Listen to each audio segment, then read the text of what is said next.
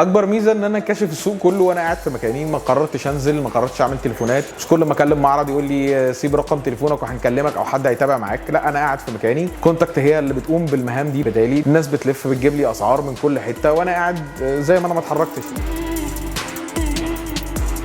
والله انا كنت بستخدم ابلكيشن كونتاكت كار عشان اشوف الاسعار موجوده ازاي، السوق ماشي ازاي، خصوصا ان هو بقى كمان في اكسبيرينس جديده اللي هي ليها علاقه بالاستلام الفوري. يعني بيبقى في التو ويز، السعر الاوفيشال او السعر الرسمي اللي موجود في كل حته او موجود في كل التوكيلات، فانت مش محتاج تلف كل توكيل تكلمه، ويبقى مجمع كله في كونتاكت كار، بلس سعر الاستلام الفوري اللي بيبقى موجود في المعارض.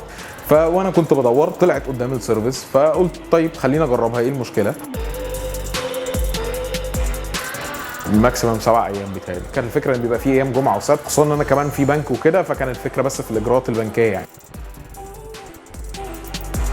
لا، كان في فروقات كبيره، يعني كان في فروقات وصلت يمكن 50 و60 الف جنيه. كانت مفاجاه بالنسبه لي. اي نعم الوان مختلفه، يمكن ما كنتش اللون اللي انا محتاجه، بس كان في كان في كومبيت كبيره. الناس كانت في نص التندر بتنزل اسعار عشان هي عارفه ان الكاستمر اللي جاي من كونتاكت هو كاستمر جد، هو مش بياخد سعر ويمشي، هو كاستمر جاي ينفذ بمعنى اصح، او كاستمر جاهز يعني.